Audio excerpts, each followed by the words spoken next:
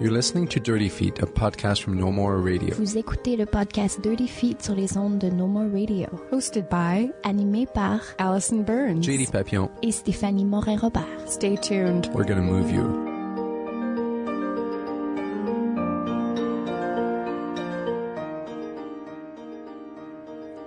Welcome to the first ever joint podcast collaboration between Dirty Feet and I Don't Get It, which is a dance podcast based here in Edmonton, where we are currently hanging out and visiting the Fringe and covering that and exploring dance in this wonderful city, in this wonderful province, so far away from our home in Montreal.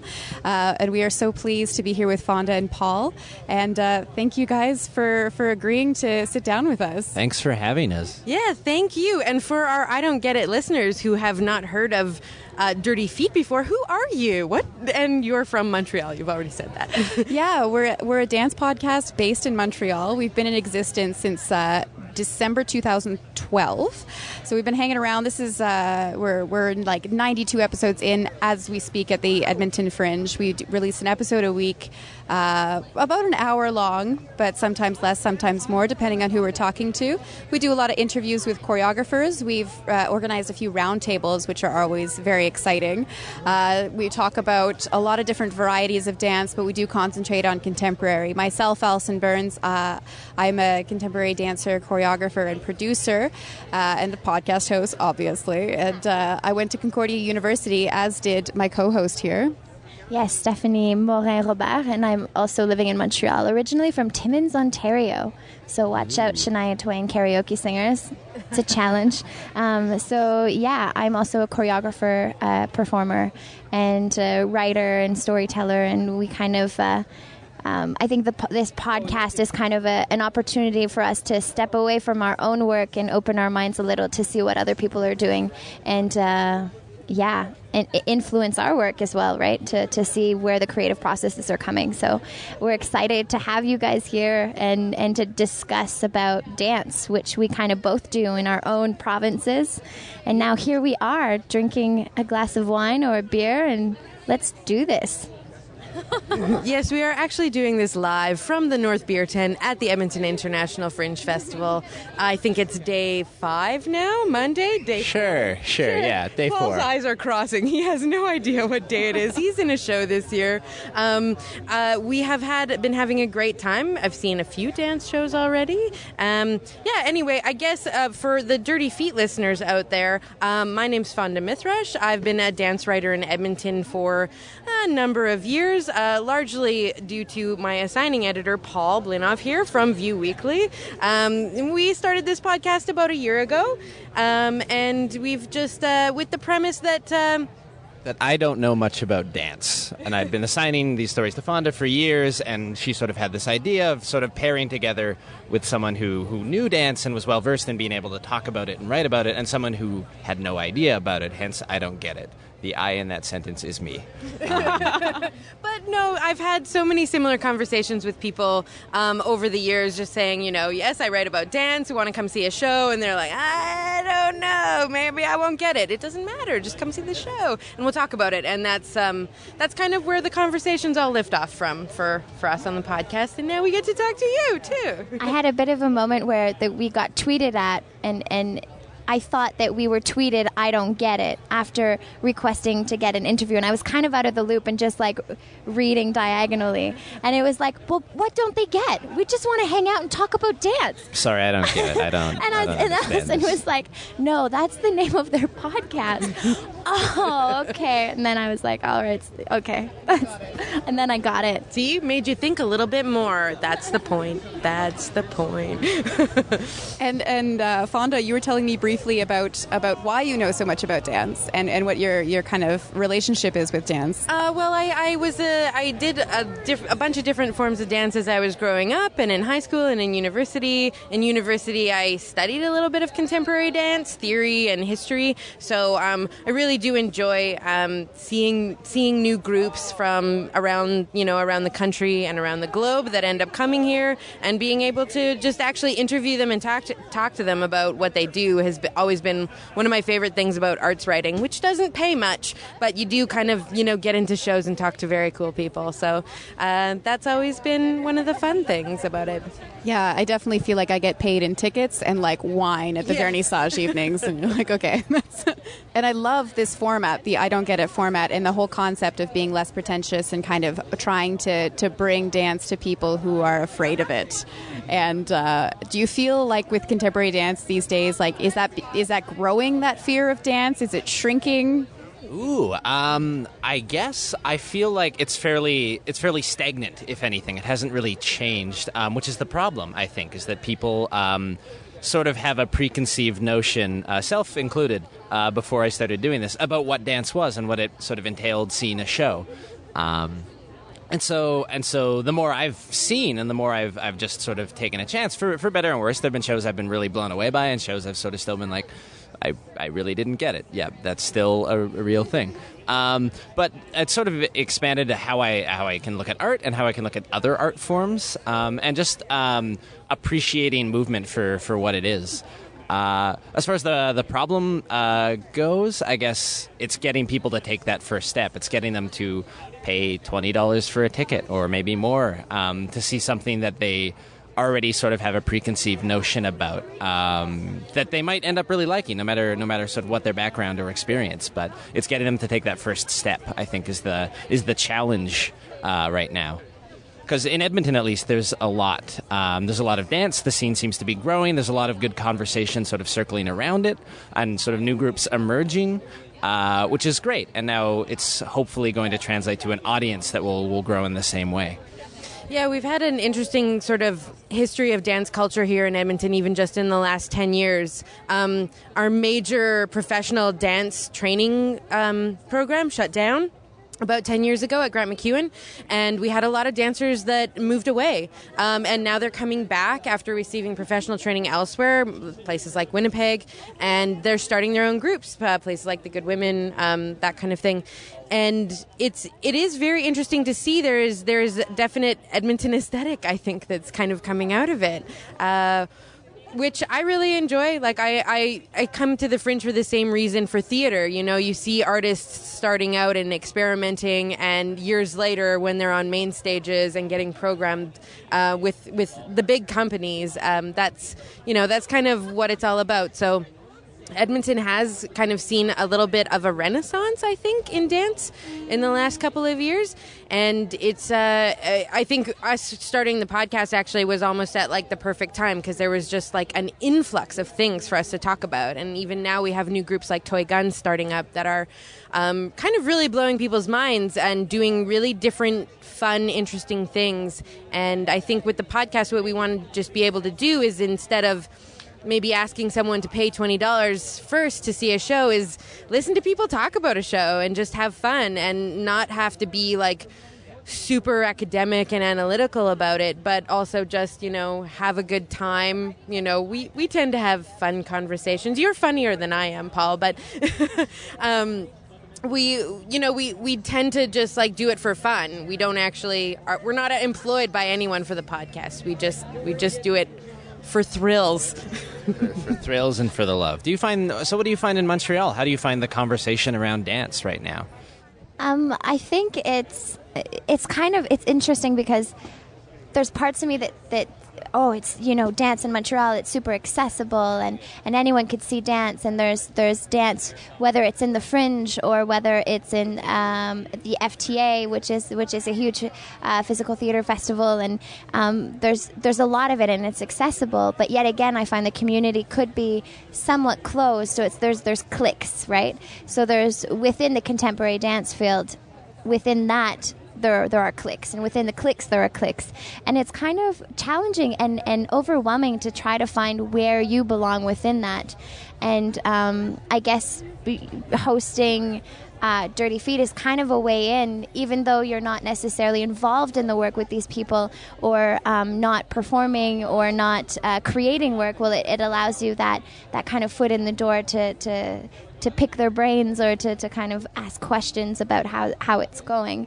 But Montreal, I feel like there's a lot going on, and I think me personally, I'm mostly interested in making dance as accessible as possible.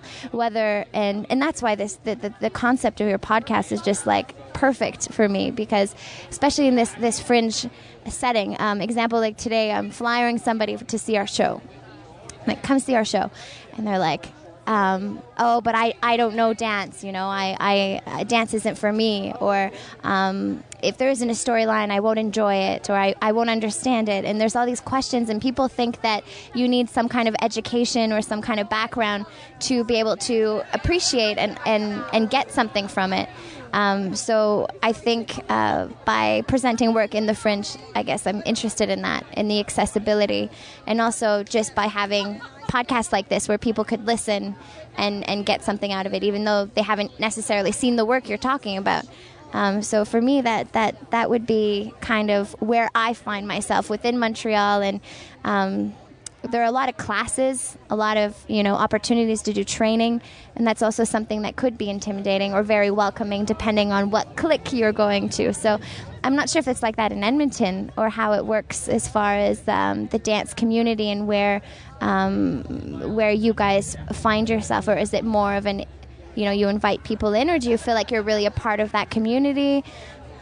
I think for us, there's sort of like a willful disconnect. There's sort of a bit of an arm's length. Like, both of us are journalists and writers first. I mean, Fonda has a history of dance. I don't. And I think because we do criticism as well. We've done some interviews, but we also do sort of talk about how we felt about things, for better and worse. And that can be very difficult sometimes if you know the people involved. Just sort of generating that level of honesty. Yeah. It doesn't always come out. Well, that bridge of the dance community sometimes is so small or closely knit that everybody involved, and here you are watching their show, and you need to write something about it. And how do you manage that? Because I know that I've been like interested, and I'm like, I want to write reviews, and then right when it comes to the moment of actually doing it, that's when I'm like, I went to school with this girl, and we like did this workshop together, and oh my god, and that would that mean that I think my work is better? And it's like, and then I get panicky. How do you manage that, like reviewing shows that the people? If I could just sneak in, first of all, because I just want to say that we owe an explanation to perhaps some Dirty Feet followers who realized that we stopped reviewing shows a little while ago before actually Stephanie joined the podcast. Because JD Papillon and myself and Joanie Farran, who was an old host of ours, we used to review shows, and we definitely found this discomfort. I think it was around the time that I was programmed in Stephanie's work at Tangente, and it was like, how can I review, how can I judge my peers and still call them colleagues and peers? Wow. So was there a specific instance or something that happened that caused you to stop reviewing? But that's it. It was just being in the same programming as another artist that I was asked to review, and I declined at that moment, and then we got less and less enthusiastic about reviewing work until we stopped altogether. And I see so much benefit for myself personally and for the community to have reviews being written by people who know about dance, but it is such an uncomfortable place, and I need to feel that I'm not actively part of the industry if I want to do that. Yeah. I think there's absolutely like some level of disconnect is good, but also I think one thing that's helped us is I think in Edmonton, the scene was really craving it. The dance scene really wanted criticism. The paper I edit and Fonda writes for View Weekly previously had run dance criticism, but we'd stopped a few years ago.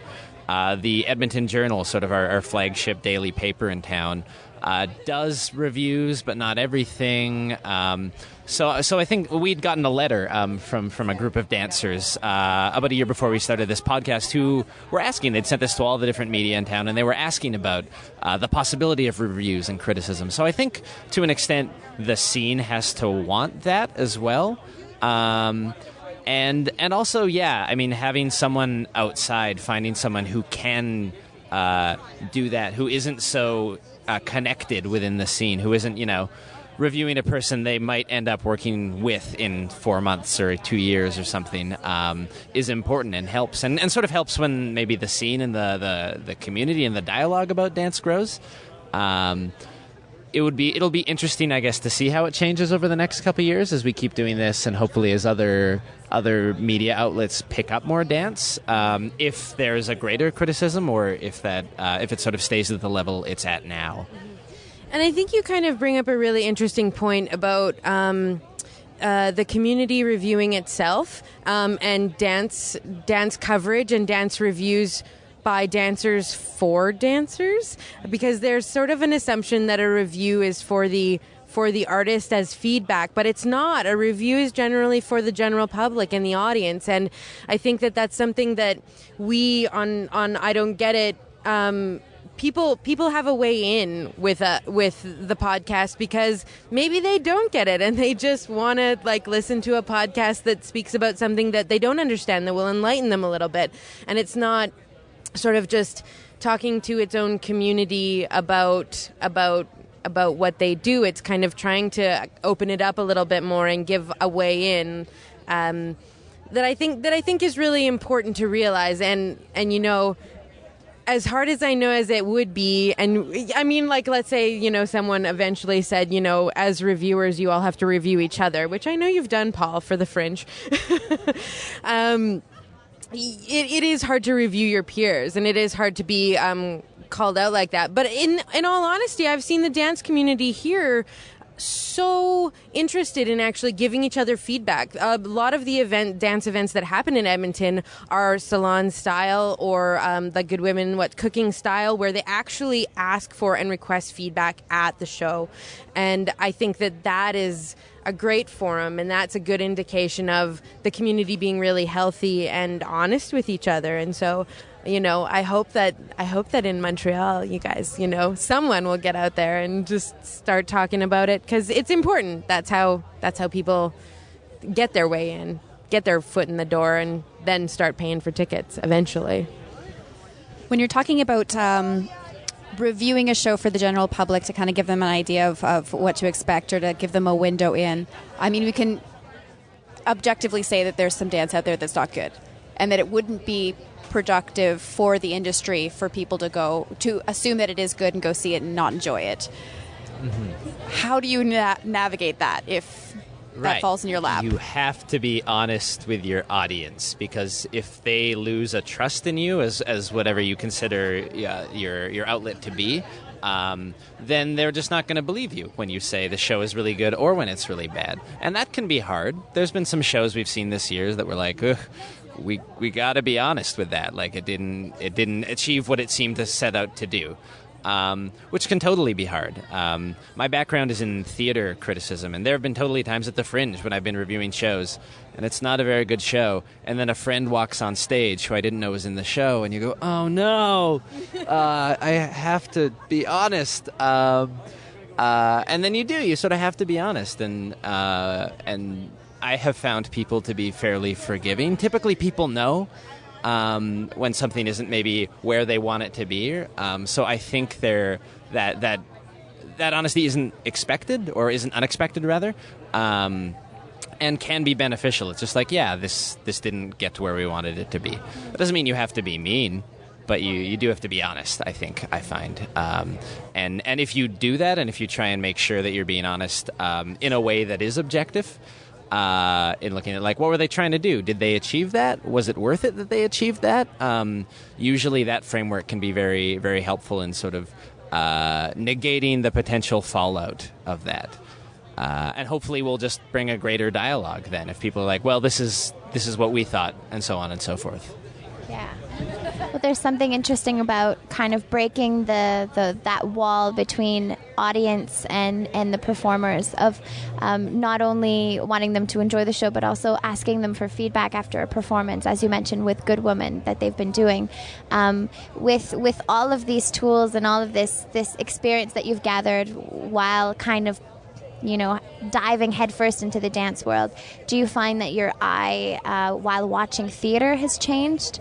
Because there's a lot of physical theater coming out and around, and definitely popular, whether it's I don't know if you watch circus as well, but there's such a huge realm of theater being physical and movement being involved. Do you feel like you're a little more strict now? I think I expect more in some way. It's where maybe 2 years ago, a little bit of movement in a show would have been impressive in sort of keeping things physical. But now it has to be, because I'm sort of more attuned to it. I've seen more of it.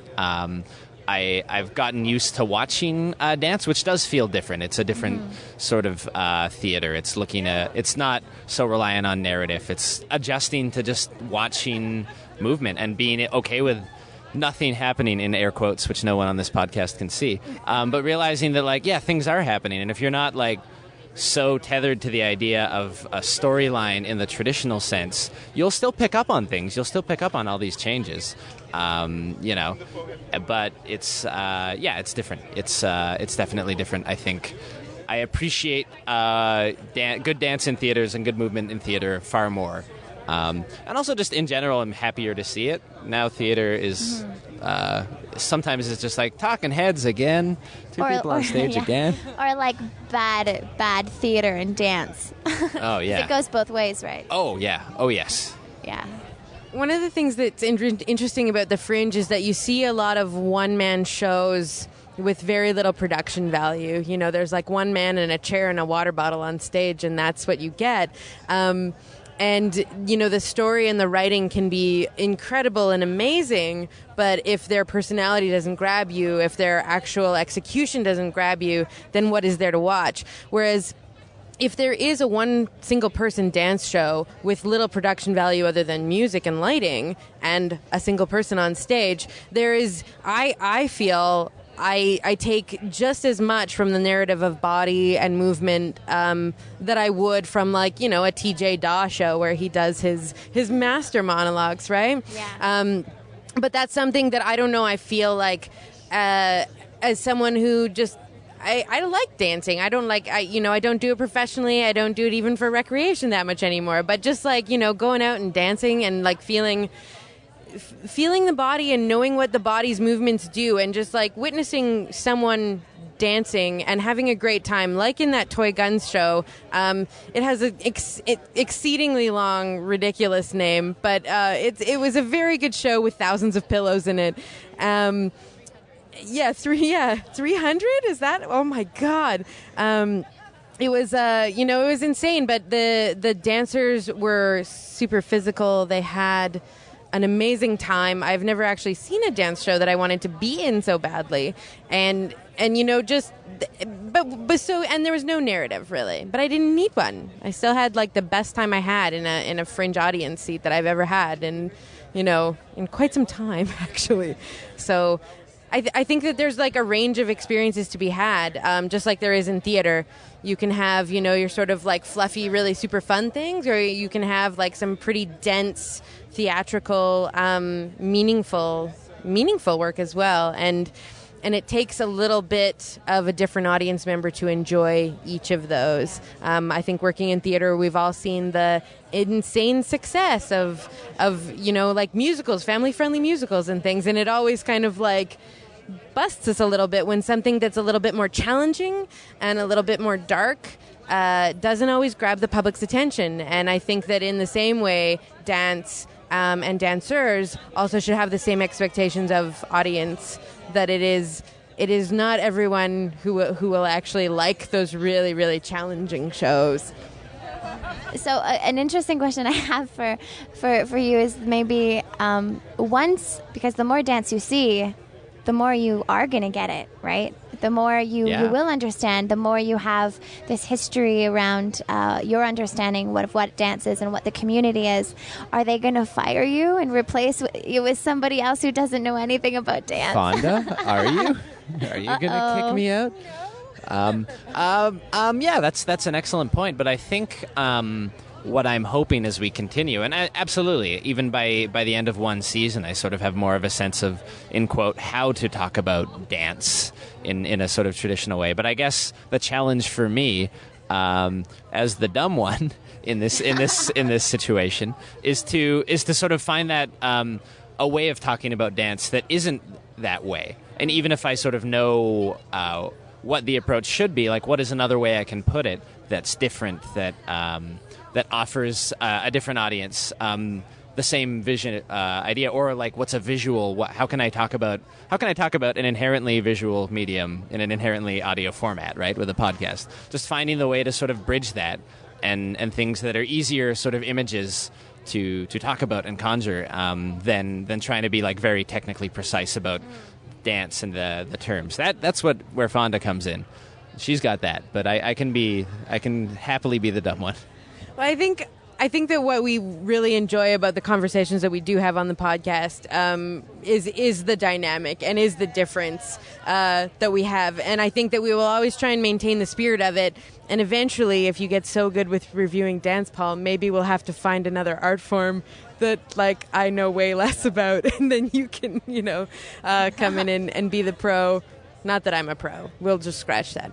But I just think that it's interesting to have like a dichotomy to work from, and we're not the same. We're not really coming from the same ground with it, and it makes for a pretty enjoyable conversation. And we hope that people listen and enjoy as well. Well, it's also interesting the direction that will take over, episode after episode as you get more and more comfortable with it. It's an interesting thing to follow, that evolution of knowledge and of awareness and of comfort, and just like I don't get it, but that's okay, Well, yeah, there's some growth, right? And I think one of the things that is really amazing to see in someone who starts watching dance and then eventually gets to a point where they don't have to get it. It's like this, like eureka moment sometimes. I think the secret of I don't get it is it doesn't matter if I get it or not. You can still enjoy a piece of dance or theater and not understand it in a narrative sense, which is how we tend to think, but you can still be affected emotionally by it because there'll be an arc, there'll be a change, there'll be a growth in whatever sort of character is being portrayed on a stage, and that's something that will always come through. If it's done well, it'll come through, no matter how alien the art form is to you. Same with visual art, same with improv, same with theater, same with any other sort of form of entertainment that people can watch for pleasure or for deeper thought. It's with poetry or philosophy, it's the exact same thing. It'll come through.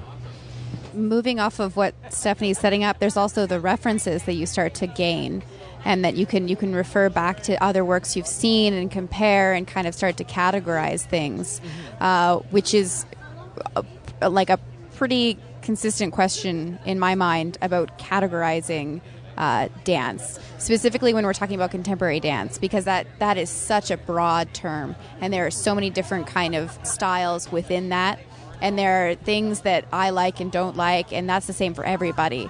And I'm constantly questioning whether or not it's worth it to kind of have some way to better guide the general public where they should be going for what would be interesting to them, so that they don't see a show that's in the contemporary dance category that is not jiving with what they want to see. Interesting. Okay, yeah, cool. I find one thing that we typically do is our episodes are fairly stream of consciousness. We'll sort of meet and talk and have a beer before them, but we don't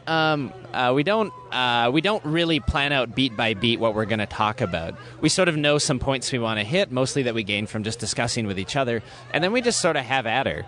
And I don't think we've ever done more than 2 takes. We usually just do it in 1 take, and it's sort of what comes out in the moment, in this conversation, and whatever is exciting us to keep talking about. And we kind of try to sort of shy away from the more like technical vocabulary and things like that. I mean, I know I like do sometimes go into the history of a certain group or a certain style, and that I feel is like a bonus. That's a thing that we want to do. I think that can add sort of an educational component in a sense, and sort of a context rather. Like education makes it sound awful, but like just that can help someone appreciate it. Yeah, you want to provide context, but I also always think that like I never like coming away from something something, whether it's an article or a magazine or a podcast or something like that, thinking that I didn't learn anything. So if we do actually do that for someone, then I feel that's great. So we try and provide that sometimes, but we don't get too bogged down in it. I think that still the conversations that we have are very honest and real, and like you say, real time. We don't get really academic about anything. Yeah, I think the hope is that we approach it more emotionally than intellectually. It's just like, this is what I felt about this now. Huh. And then the greater context can sort of come. It's actually quite similar as to the free flow of question, kind of action-reaction, a question leading to another and then another. And us, ourselves, as far as planning the podcast, we invite somebody, we'll maybe do a bit of research on their bio so that we can lead up and know where they're coming from. But other than that, it's really, the conversation lets itself flows wherever it would like to go. And of course, sometimes we need to bring it back because we get distracted by, I don't know, being at the beer tent or needing another drink. But yeah, so it's nice to see that we have this similar kind of direction, of how things work. Yeah, it's nice to be a little bit more sort of natural in that way. And in terms of categorization and a responsibility for letting audiences know and in on something, maybe before a show. I do think there are certain forms of contemporary dance, like we have some Butoh performers in Edmonton, that you want to be able to kind of give like a context for that. But should you know what Butoh is, or if it even matters before you go and see a show and buy the ticket? No.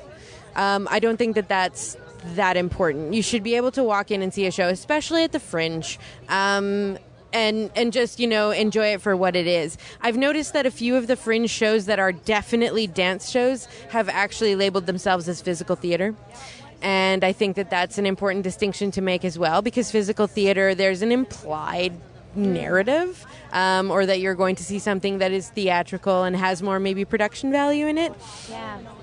But I also see the point about categorization, but with contemporary dance, it is so broad, and it is actually very difficult for me even to understand how the categorization even works now. When I went and learned about modern dance way back when it was still called modern dance, you learn about Martha Graham and Laban and Pina Bausch and all these things. And is there anyone that you would actually categorize in those similar ways now? Not really. You can say that someone derives a style maybe, or is similar, or has remnants of it, but I don't think that categorization exists in the same way that it used to. I think things like physical theater and these terms that spring up as sort of like secret codes for dance or whatever comes from bad criticism in a way. It comes from people not knowing how to talk about something just emotionally, because what is physical theater is those two terms together gives you a sort of vague idea of what it is, but is still a totally abstract concept. And it sounds smart, and people want to feel like smart, I guess, to an extent. They sort of want to chase those ideas. But it's, to me, more rewarding and more enriching if you talk more about what is the movement, instead of using those sort of vague, generalized terms, how specific can you get, which can be way more intriguing to someone from the outside.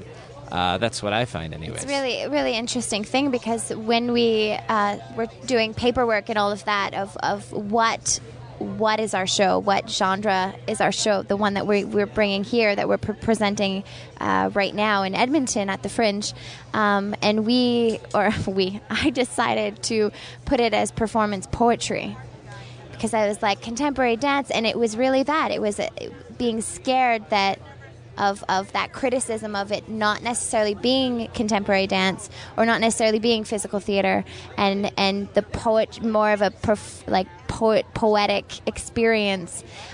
So yeah, I think that's something I actually struggle myself as a choreographer when presenting my own work, of not necessarily wanting to stamp it as dance, because personally, right when something feels too dancey, I'm doing little bunny ears, dancey, I'm like, no, scratch that. We need to do something else, right? So it's a really interesting thing that I personally struggle with myself. Yeah. Sure. For me, it's like, what's the funnest way you could explain this? What would you tell like your best friends about this thing? They'd be like, yeah, it's this, you know. See a bunch of people twirl really fast, and it'll blow your mind. Or can we just categorize the show as pillow fight? Massive pillow fight. You know, That makes me want to come see a show. Hearing there's going to be a huge pillow fight on stage, it's like, all right, I'm in. Like, there's my $12. and I think that's another thing too, is that there is a massive pillow fight dance show. We've already mentioned it. This is Toy Guns show at the Fringe, and it is a huge learning lesson, I think, for not only dancers but any artist to actually realize the best way to talk about your show is to make someone want to go see it. And that doesn't mean not labeling it as dance, but it means actually just saying, this is what I do in the show, and that's what it is. Right. I know, Fonda, as when you're interviewing dancers for the paper, otherwise, you typically ask, what are we going to see in this show? What are the details that we're going to see in the show? Because those sort of give more appropriate, more accessible answers. They sort of open that way, whereas like sometimes dancers get stuck in like, okay, what's the grant application way of talking about this? Like, whereas you can go like, oh, this is the fun way of talking about this. This is the most interesting to a general audience way of talking about this. Because the grant application usually decides what it's going to be, yes. right? Because us, with Ian Ferry, who we're working with presently, the poet and the spoken word artist, he's got a lot more experience and chances of getting accepted as a grant application, and that's definitely main reason that performance poetry, or that this is more of a spoken word performance. And then right when we're doing something that's more dance related, it's like, no, this is completely a dance show. So it's that direction, and money kind of, okay, we'll go this way, or this is multidisciplinary work because we can maybe get $500 here, and it's an interesting thing that kind of, unfortunately, gives a direction to our work because we need money. Okay, so let me turn this question on you now. You have a show at the Fringe. We've seen it. You've gone through development on it. For a lay audience member walking into the show, what are they going to see? They'll see a dark room. They'll see definitely. I think the first image you see is the poet, who is in very dim lighting and starts playing, and then all of a sudden there's a suspended light, which is an important cast member in our show, because the light almost becomes a performer throughout the performance that twirls with us. We manipulate the space, it carves, it sculpts the space, creating different effects.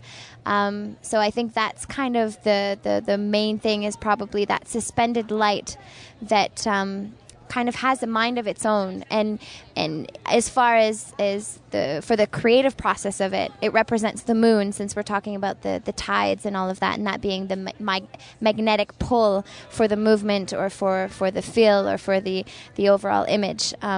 So I think that it kind of comes down to light and the body. That's why we're called For Body and Light. Boom. And you have 3 female dancers in the performance, and they're sort of. We also have dancers. Yeah. You're scored not only by a spoken word poet with music. He's playing guitar and in a looping machine, I think. But you're also scored by this interesting pendant light that you all manipulate and use, and then there's water, of course, that enters the show at the end. So I'm just kind of curious as to what sort of what was the inspiration for actually making a show about the tide and this the themes that you're working with. Yeah, it was kind of all, it was very random, and then suddenly we were invited to do a residency in Parsboro, Nova Scotia, and I'd never been to Nova Scotia before. So we're in this small ghost town where there's probably about 200 people who live there in the summer, and then in the winter probably under 100. This small ghost town, and we were staying in this abandoned post office that was refurnished and rebuilt as an artist space. So we were sleeping on the 3rd floor. The 2nd floor was our studio, and then the 1st floor was like a farmer's market, more of a community place where people would come and we'd have dinner with people. And then we would just do site-specific work and research, developing movement based on the tides coming in and out, and like just being completely terrified. We're like, oh my God, our bags are floating away. Get back. And it's just the power of that. And once we got there, we're like, everything's moving around us, the water and that being so much more powerful than what we were doing, that I didn't want to dance at all. And I think that's where I moved away from it being more movement specific, even though it is. But I think I felt less the need to put in a bunch of dance, right? It was more just about being present and letting that water and the surroundings kind of take control, because you don't have a choice when there's like thousands and thousands of tons of water coming in. You either run for your life or you stay there and drown. And there's something interesting about that relationship with nature.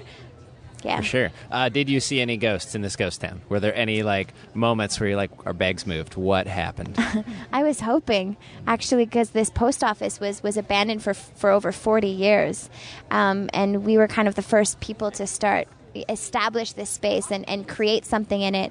And we actually had a showing at the end of the week where everybody gathered in the community, and we filled the place up, and they came and saw what we created on their homeland. So it was a really interesting relationship. And there's a basement, a really sketchy basement. I went there a few times hoping to find ghosts, but nothing. Alas. Okay. Well, I guess that's okay. Yeah. Way back at the beginning, we were talking about what's going on in Montreal. And I just wanted to give 2 cents on that as I've been pondering it. And the thing about Montreal is that there's always an opportunity to perform. There's always an opportunity to present. As Steph was saying, there's all these classes. There's all these places to train, to learn, to take workshops. The audience happens to be all of the same people that are doing all of those things. Steph was talking about the niches, and we have a serious lack of people, general public people coming out to see shows. And I think that's a huge part of what we're talking about now, and what you're trying to change, and what I think we're trying to change as well. And I think for me, I don't even know where to begin with all of that. And I don't know that it's just a Montreal problem or a Canadian problem. Sure. One thing I've found interesting, that sometimes can be the feel here in theater. It's sort of everyone's passing the same $15 around, depending on the production. We say $10 in Montreal. Ooh, wow. Yeah. Oh, man. We got 15 in Edmonton. Yeah, things are more expensive. We have a better economy here. But one thing I've had conversations with theater artists about trying to expand their audiences, and some of them say they'll talk to a cab driver who's driving them. It's like, oh, do you ever come see theater? No, I did when I was at home in a different country, but not that all cab drivers are from different countries, but sometimes. And they would say, I would go see theater in other places, but I don't, because they're not really telling my stories. They're not telling stories that are relevant to me.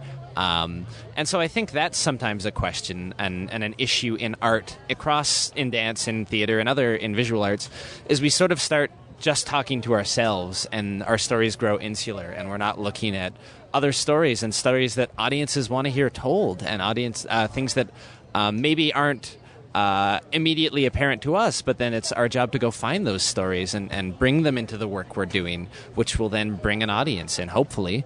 But if you don't feel like your story is going to be told on stage in an abstract or literal way, you're probably not going to come.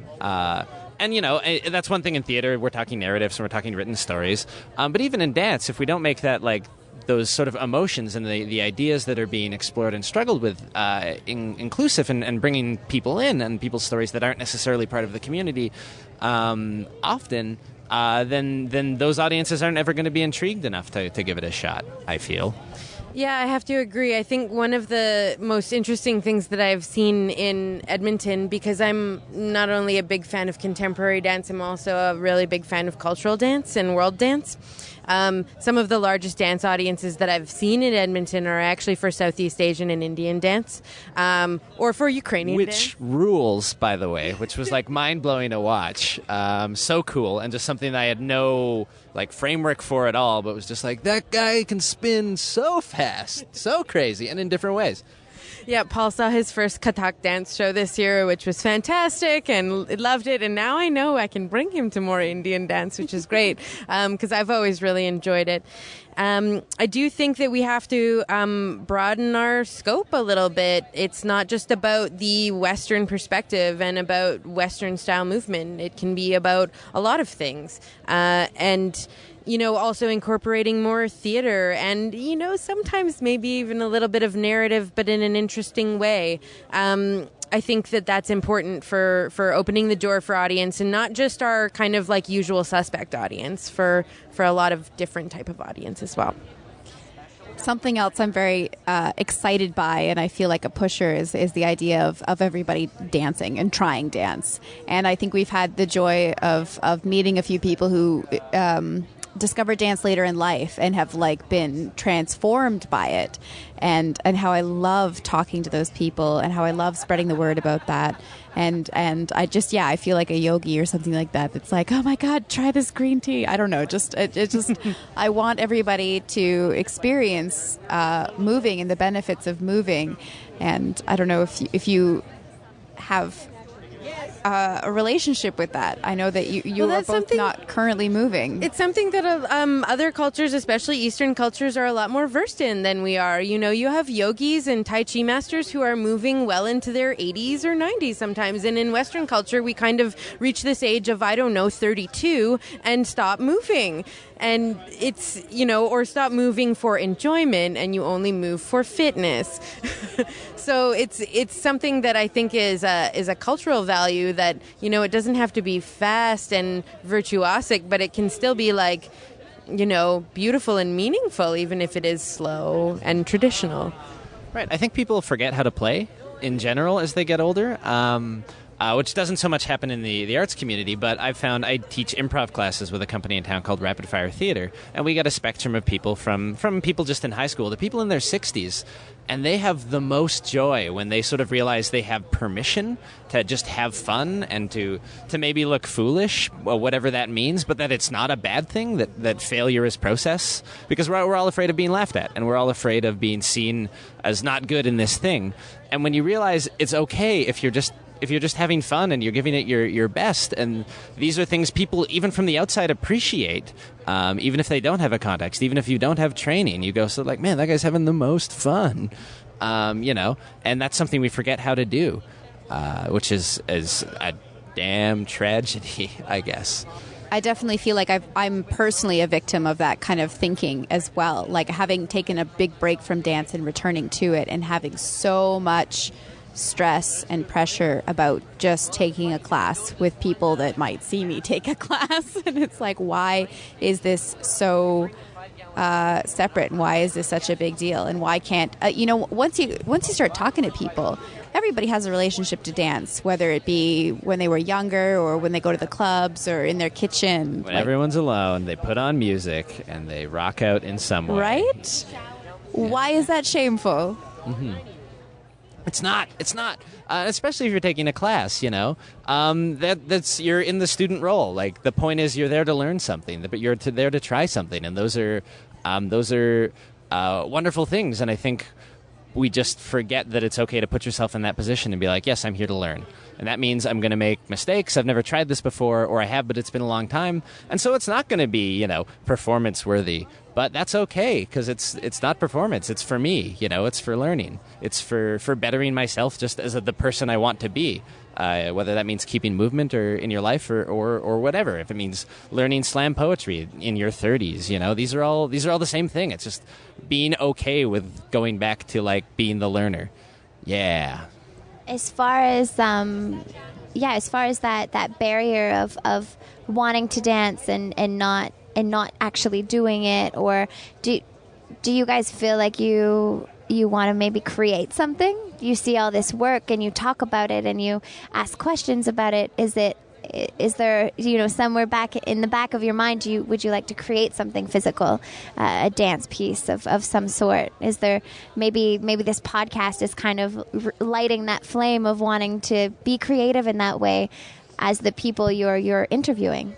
Well, I have had a hiatus from dancing for a long time, and writing about it has kind of like filled that void, because my trade is generally more of a writer than a dancer. But I do think that it would be a total blast one day to maybe go back and take like a simple bar class and see how we do.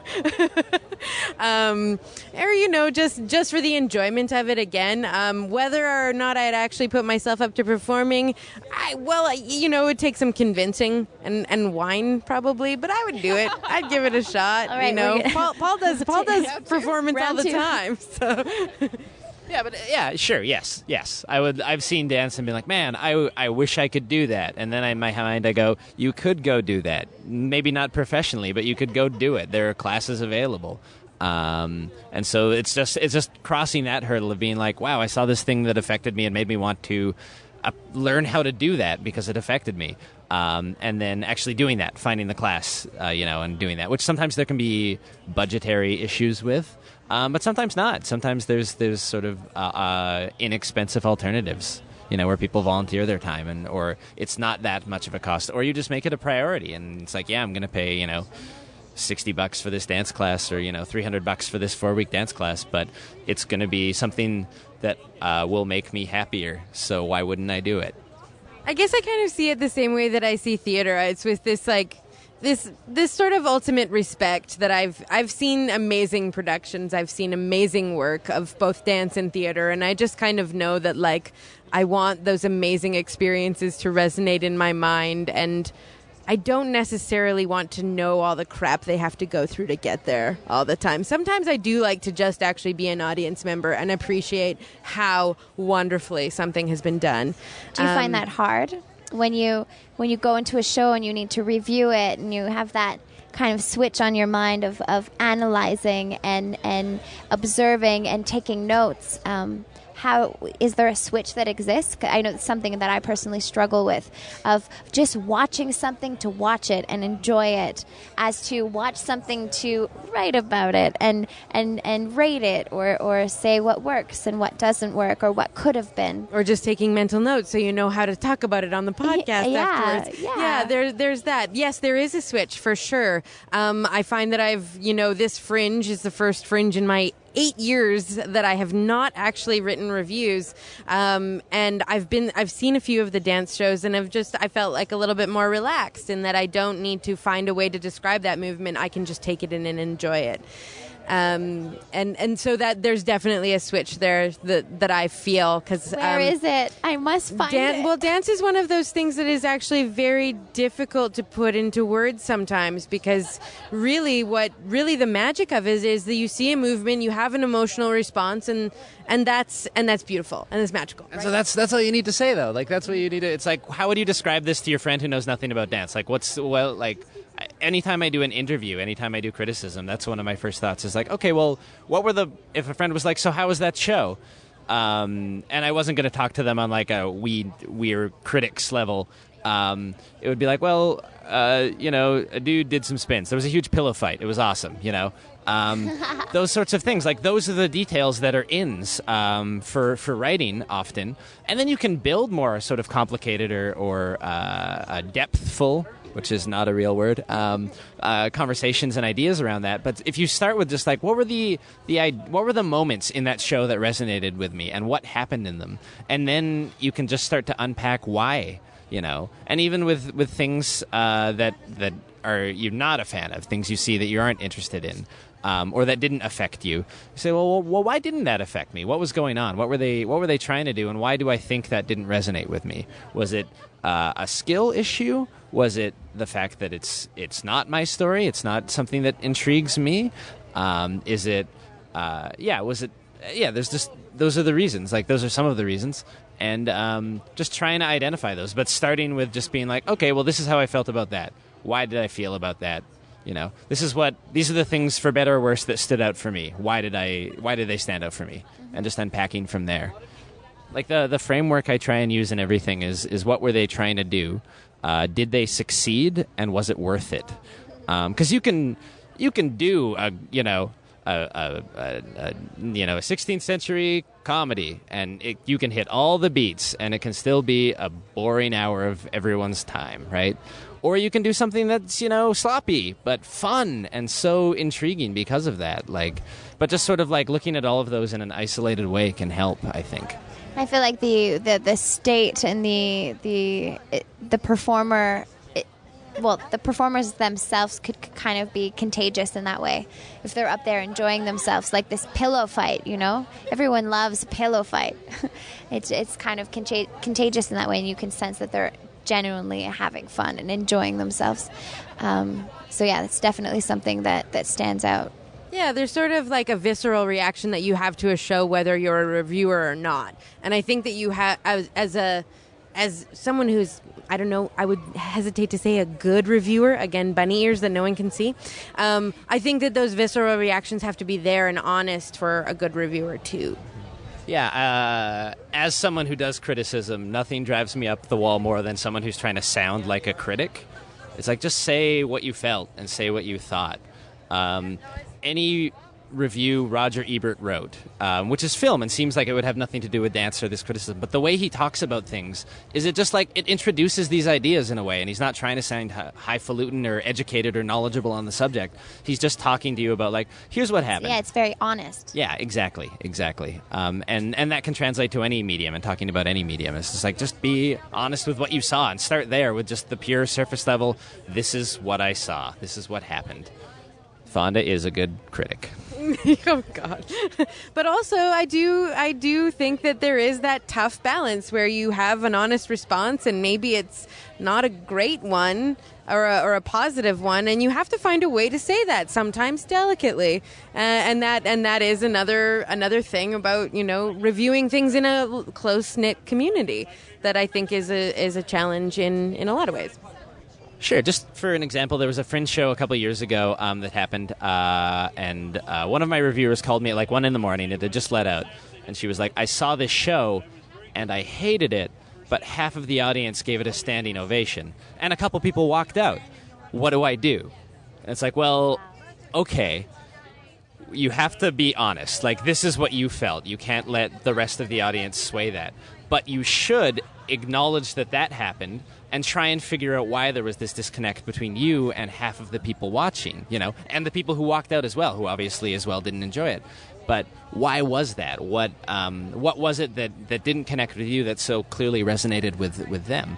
And that's sort of how you can frame that in sort of a difficult way, I think, is when you're in that situation of I didn't get it, but everyone else did. Oh, I'm dumb. It's no, you just felt a different way about a thing. And, art is subjective and affects us all in different ways. And that's cool. That's great. It should. We shouldn't all have the exact same response, I like it when there are differences of reviews, because it just means there's a more interesting conversation going on about whatever that piece is. If something is 5 stars across the board, yeah, it's probably pretty good. But also it's all you're going to read is just praise, bland praise about this thing, where it's more interesting when someone's I didn't get it, and here's why. And then you can sort of dive into that, and that gives a better spectrum of discussion around art, I think.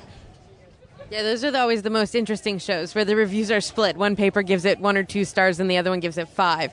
And you know that there's something interesting going on, whether or not it's actually what the reviewers are talking about. There's some split of consciousness there that is great. And yeah, and that's the beauty of things like the Fringe, is that you get a whole bucket of things that some people like and some people don't, and there's a lot of opportunity to like or hate something. And sometimes the shows that I've hated the most have actually been very good shows, but they still evoked a very strong reaction, and that's important too.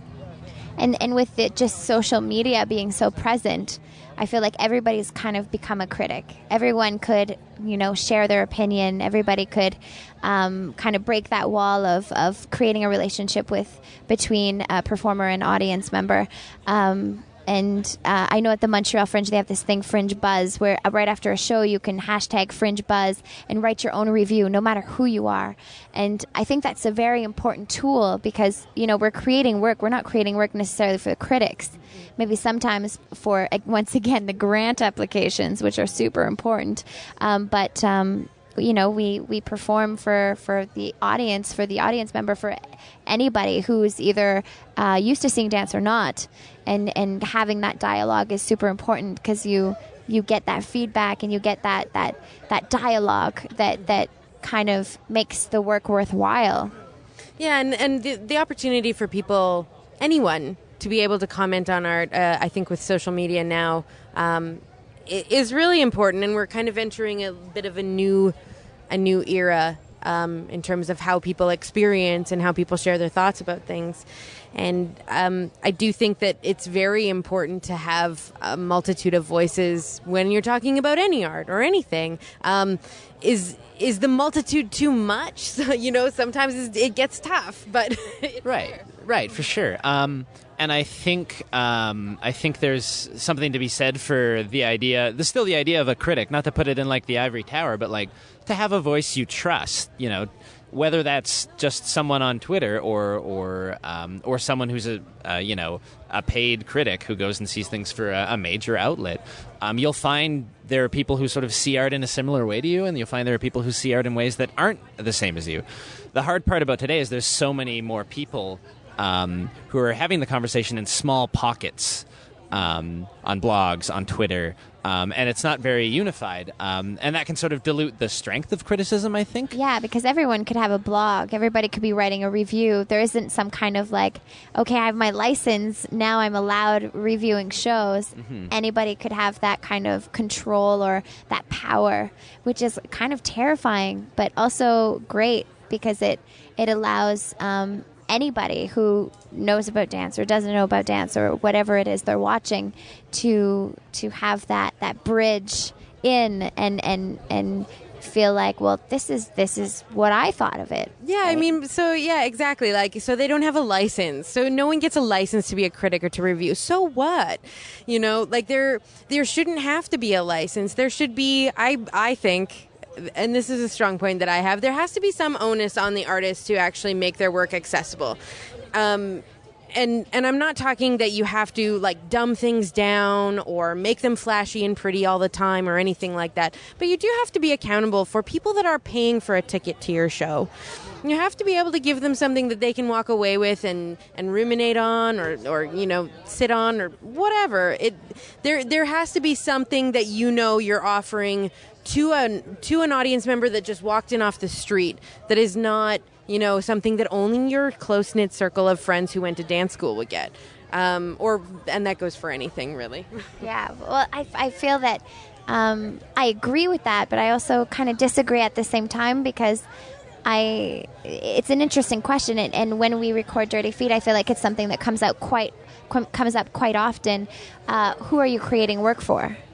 Right? Are you creating work to put butts in your seats? Are you creating work to make money off of it? Creating work to make the grant application kind of go through? Are you creating work for yourself? Is it therapeutic?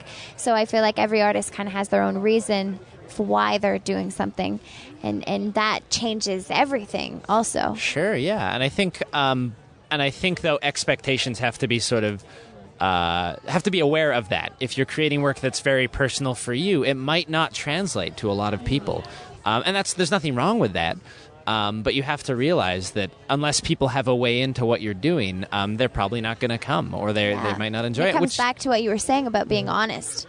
Yeah. If you're honest about what the show is about, what the show is, and then you don't really owe anything else other than just doing what it is you said you would be doing. Mm-hmm. But and then it's interesting when you say people who are coming off the street, just kind of, people are just like a drop-in class, right?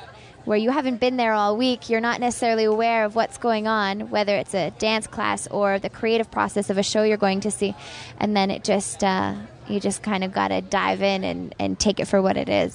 Right. I mean, we're at the Fringe. We review shows at the Fringe. Theater gets reviewed. The sheer size of the Fringe makes the star rating system sort of a necessity, because that's what people want to know. What should I see? And they rate it in these ways, and it shouldn't be the only thing people look at. Often it is. The rest of the year at View, we don't do the star rating for when we talk about theater or dance. We don't. It's just not part of it. We want the words to matter. We want the arguments to matter. We want we want to be able to sort of talk about a show and not just have someone glance and be like, "Oh, 3 stars," which is not a bad show. That can be a really interesting show to some audiences, but maybe isn't accessible in the same way, doesn't have those same ins, or is isn't quite there in certain ways. But if you just write it off as a 3-star show, then you're not really getting into that conversation about why, about why it works or doesn't, and who it would appeal to or not. Which I think is an important conversation to focus on, more so than like, was it good, was it bad, is like the blandest way of looking at anything. I just wanted to say that I've never participated in a podcast where so many of us are so eager to speak in the microphone. It's pretty exciting. I guess this is what happens when you get 4 hosts together. Paul and I talk all the time, like for hours about this, really. Yeah. No, it's something, I mean, especially just like the act of reviewing and the whole like crux of reviewing performing arts, and being a critic, and also being fair, and also knowing that we both really love this community and we love the performing artists here. Just doing the podcast and being able to talk about some of the stuff that's happening is a great privilege, and we're happy that we get to do it and we enjoy it. And I just hope that there's more opportunity for like the format to continue. We want to go see dance kind of across Canada, and we'll see like if we can kind of like broaden our scope a bit, because I do think that the review is important, and it doesn't happen a lot, especially with dance, because the runs are generally so short. So I think that, it would be great to go out and see more outside of Edmonton. But for now, I mean, there's a lot of cool stuff that ends up coming here, so we're pretty good. I guess I just want to parrot the idea that I feel very privileged to be participating in a dance podcast, to have this opportunity to speak about dance. Paul, like you were saying earlier, to challenge ourselves and our interviewees to verbalize what it is about their work that is interesting, and just to really understand it a little bit better. And what Stephanie was saying earlier about meeting people and kind of having the privilege of picking people's brains and really kind of getting inside their artistic process. It's a real joy to be doing this work, and you guys should totally come visit us in Montreal someday. Oh yeah, let us sleep on your couch. Sweet. Let's party. We will bring the blanket fort, and we will make a blanket fort in your apartment in Montreal. Context. Fantastic. This is how you guys record your podcast. Yes. Yeah.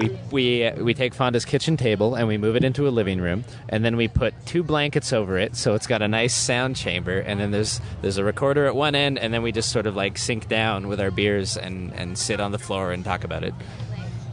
It's the best. It's the best. We actually built a blanket fort out of a tent here at the Expanse Festival during March. I think that they may actually build us a better fort next year. It was pretty small. It was a pretty small tent, but we had a weird little tent on site at this dance festival that we got to like sit inside and like invite artists into, and at one point like do a play-by-play of a dance show, like back and forth, watching it happen, because there was like lobby installations, and so we were quietly like, oh, and yes, they're moving now, quiet, interesting. He's coming towards us. Oh my God. Yeah.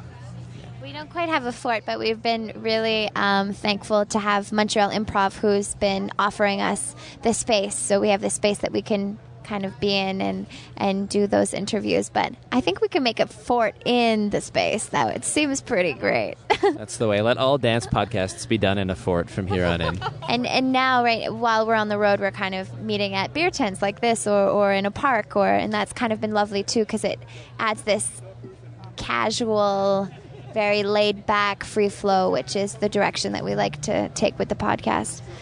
Yeah. I have the feeling that we could be at this all night if we let ourselves, but perhaps we should probably just call it in and get more beer. I think that's a good plan. So let's get some websites out, because you guys have an amazing podcast that I've heard a couple episodes, including your Expanse episode, which was great. And you guys are I Don't Get It. Yes, we are I Don't Get It. We are based in Edmonton, Alberta. I'm Fonda. I'm Paul. We won a social media award for doing this podcast, a thing called the Yaggies in Edmonton. We won in the arts and culture category, which we felt very good about, just in terms of dance feeling often like it's cornered in a niche, but it's sort of one in the broader context, which I think means this conversation is important to have. Yeah. And so our website is idon'tgetitdance.com. You can follow us on Twitter at idon'tgetitdance. Yeah. You can subscribe on iTunes to our podcast. and just follow our Facebook page as well. We kind of you've posted up some photo galleries there and stuff like that. We like to try and be active with social media. Our producer Andrew Paul is really helpful and cool with that. So just come check us out. And Dirty Feet, gosh, it's been great to have you in Edmonton. What a treat. We are having a ball in Edmonton. Very awesome. And since we're in the bragging mood, we should mention that Dirty Feet was voted the number 6 best podcast in the 2013 Cult MTL poll. And that's of all the podcasts coming out of the city. So that's pretty cool. And that's also, we're on the same train of thinking that's pretty cool that a dance podcast can do that when we're specifically speaking about this subject every week. And you can find us at nomoreradio.com/show/dirty feet, or you just go to No More Radio, you're going to find it. Or actually, you can even Google Dirty Feet, because other than the trail series, like running room kind of thing, we're right up there, so that's pretty cool. We can also download our podcast off of iTunes, which I think is the same for you guys. So there you go. Just go on iTunes, download a bunch of podcasts. We're on Facebook, we're on Twitter, we're rocking it. I've been Allison Burns. I'm Stéphanie Morin-Robert. I'm Fonda Mithrash. I'm Paul Blinov. And we totally get it. Cool. We did it!